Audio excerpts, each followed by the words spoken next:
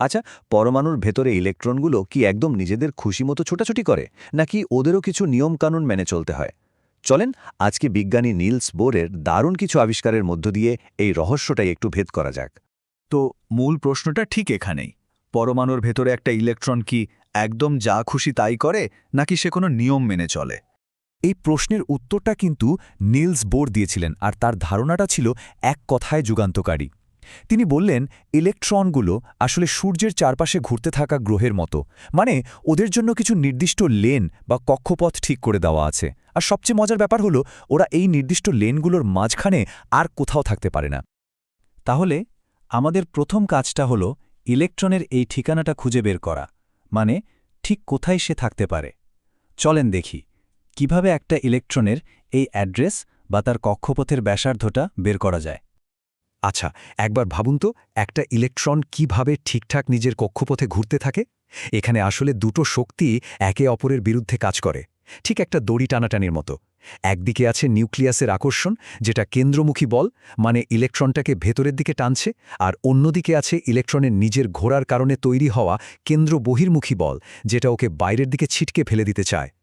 আর যখন এই ভেতরের দিকের টান আর বাইরের দিকের ধাক্কা, এই দুটো শক্তি একদম সমান হয়ে যায়, ঠিক তখনই ইলেকট্রনটা একটা স্থিতিশীল নির্দিষ্ট কক্ষপথে ঘুরতে পারে। এই পারফেক্ট ব্যালেন্সের কারণে ওটা ছিটকে বেরিয়েও যায় না, আবার নিউক্লিয়াসের ভেতরেও ঢুকে পড়ে না। আর বোর কিন্তু শুধু ধারণা দিয়ে থেমে থাকেননি। তিনি হাইড্রোজেন পরমাণুর জন্য এই প্রথম কক্ষপথের সঠিক মাপটা একদম হিসাব করে বের করেছিলেন। মানটা হলো 0.5292 অ্যাংস্ট্রম। আর এটা এতটাই গুরুত্বপূর্ণ একটা আবিষ্কার ছিল যে এই মাপটাকে এখন বোর ব্যাসার্ধ নামেই ডাকা হয়। আসল মজাটা কিন্তু এখানেই। এই কক্ষপথগুলো, মানে ইলেকট্রনের এই লেনগুলো কিন্তু সমান দূরত্বে থাকে না। প্রথম কক্ষপথের ব্যাসার্ধ যদি আর হয়, তাহলে দ্বিতীয়টার ব্যাসার্ধ হবে 4 গুণ বেশি, মানে আর গুণন 2 স্কোয়ার। আর তৃতীয়টার ব্যাসার্ধ হবে 9 গুণ বেশি, মানে আর গুণন 3 স্কোয়ার। তার মানে কক্ষপথ নম্বর যত বাড়ছে, ওদের মধ্যে দূরত্বটা তত লাফিয়ে লাফিয়ে বাড়ছে। বেশ, ইলেকট্রনের ঠিকানা তো পাওয়া গেল, কিন্তু ওর গতি কেমন, মানে ও কত জোরে ঘোরে? ধরুন, একটা ইলেকট্রন যখন নিউক্লিয়াস থেকে দূরের কোনো কক্ষপথে চলে যায়, তখন ওর গতি কি বেড়ে যায় নাকি কমে আসে? কি মনে হয়? সাধারণভাবে তো মনে হতে পারে যে বড় কক্ষপথ মানে তো অনেক লম্বা একটা পথ, তাই না? তো সেই লম্বা পথটা পাড়ি দিতে কি ইলেকট্রনটার আরও জোরে ছোটার কথা? কিন্তু অবাক করা ব্যাপার হলো, উত্তরটা ঠিক তার উল্টো। ইলেকট্রন নিউক্লিয়াস থেকে যত দূরে যায়, ওর ঘোরার গতিও তত কমে আসে। যেমন দ্বিতীয় কক্ষপথে গতিটা হয়ে যায় প্রথম কক্ষপথের অর্ধেক, তৃতীয় কক্ষপথে গিয়ে হয় 3 ভাগের 1 ভাগ। মানে ওপরে যেতে যেতে ও যেন একটু অলস হয়ে পড়ে। আচ্ছা, তাহলে আমরা ঠিকানা জানলাম, গতিও জানলাম। এবার বাকি রইল শক্তি বা ওর পাওয়ার লেভেল। চলুন আমাদের তৃতীয় আর শেষ নিয়মটা দেখে নিই, যেটা হলো ইলেকট্রনের মোট শক্তি। একটা ইলেকট্রনের মোট শক্তি আসলে দুটো শক্তির যোগফল। একটা হলো ওর গতিশক্তি, মানে ও কত জোরে ঘুরছে তার জন্য যে শক্তি, আর অন্যটা হলো ওর স্থিতিশক্তি, মানে নিউক্লিয়াস থেকে ও কতটা দূরে আছে সেই অবস্থানের জন্য যে শক্তি। এখানেও একটা বেশ মজার ব্যাপার আছে। একটা কক্ষপথে থাকা ইলেকট্রনের মোট শক্তি সবসময় নেগেটিভ বা ঋণাত্মক হয়। কিন্তু শক্তির মান নেগেটিভ, এর মানে কি? এর মানে হল ইলেকট্রনটা আসলে নিউক্লিয়াসের আকর্ষণে বন্দী অবস্থায় আছে। ওকে যদি ওই আকর্ষণ থেকে পুরোপুরি মুক্ত করতে হয়, তাহলে বাইরে থেকে শক্তি দিতে হবে। আর ইলেকট্রন যখন দূরের কক্ষপথে লাফ দেয়, তখন ওর শক্তি কিন্তু আসলে বাড়তে থাকে।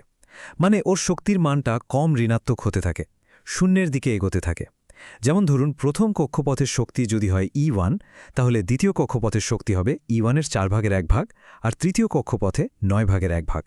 এখন যেহেতু মানগুলো সব ঋণাত্মক, তাই 9 ভাগের 1 ভাগ কিন্তু 4 ভাগের 1 ভাগের চেয়ে বড়, মানে ওপরে গেলে শক্তি বাড়ে। তাহলে আমরা ইলেকট্রনের ঠিকানা, মানে ব্যাসার্ধ, ওর গতি আর ওর শক্তি, এই তিনটে নিয়মই জেনে গেলাম। চলেন এবার সবগুলোকে একসাথে মিলিয়ে দেখি যে বোরের মডেলটা আসলে আমাদের পরমাণুর কি অসাধারণ একটা ছবি দেখাচ্ছে। এই টেবিলটা দেখুন, পুরো ব্যাপারটা এক নজরে পরিষ্কার হয়ে যাবে। কক্ষপথ বা এন যখন বড় হচ্ছে, তখন কি হচ্ছে? ব্যাসার্ধ বা ঠিকানাটা n স্কয়ার হারে বাড়ছে, মানে অনেক বেড়ে যাচ্ছে। বেগ বা গতিটা 1/n হারে কমছে, মানে কমে যাচ্ছে। আর শক্তিটাও কিন্তু 1/n স্কয়ার হারে বাড়ছে, মানে কম ঋণাত্মক হচ্ছে। আর সবচেয়ে গুরুত্বপূর্ণ বিষয় হল এগুলো কিন্তু নিছক কোনো ধারণা ছিল না, এগুলো ছিল একদম সুনির্দিষ্ট গাণিতিক সূত্র। এই সূত্রগুলো ব্যবহার করে বিজ্ঞানীরা হাইড্রোজেন পরমাণুর ইলেকট্রনের আচরণ সম্পর্কে অবিশ্বাস্য রকম নির্ভুল ভবিষ্যদ্বাণী করতে পারতেন। আর এটাই ছিল পরমাণুকে বোঝার পথে একটা বিশাল বড় লাফ। বোরের এই মডেলটা হাইড্রোজেনের মতো সরল পরমাণুর জন্য এক কথায় অসাধারণ ছিল।